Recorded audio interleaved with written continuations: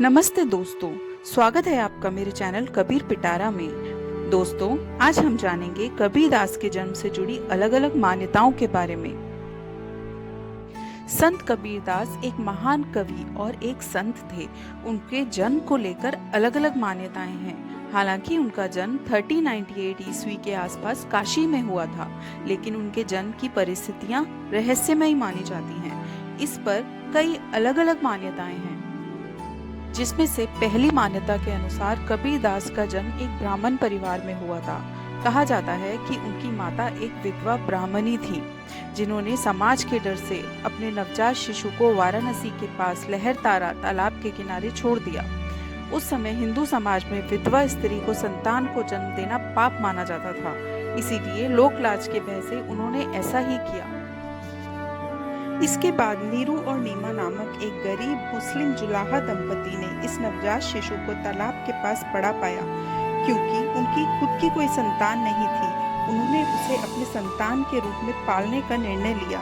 यही बच्चा आगे चलकर संत कबीर के रूप में प्रसिद्ध हुआ।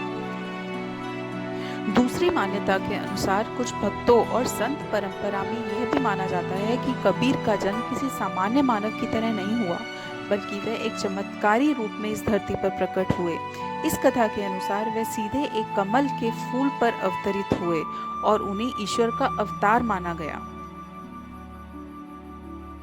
इस मान्यता के अनुसार कबीर का जन्म सीधे एक मुस्लिम परिवार में हुआ था और वह एक जुलाहा समुदाय से संबंध रखते थे, परंतु बचपन से ही वह आध्यात्मिक प्रवृत्ति के थे और हिंदू संतों की सत्संग में रुचि रखते थे।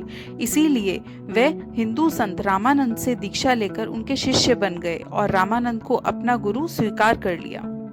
जन्म कैसे हुआ, इस पर चाहे कितनी भी अलग अलग मान्यताएं हों, लेकिन उनका असली योगदान समाज में प्रेम, भक्ति और समभाव का संदेश फैलाना था। वह कहते थे, पोथी पढ़ जग मुआ, पंडित भयो न कोय, ढाई आखर प्रेम के पढ़े सुपंडित होए। तो उम्मीद करती हूँ दोस्तों, आपको मेरी ये वीडियो अच्छी लगी होगी। मैं आती रहूंगी ऐसी नई नई कबीरदास की वीडियोस के साथ। Please subscribe my channel. Thank you.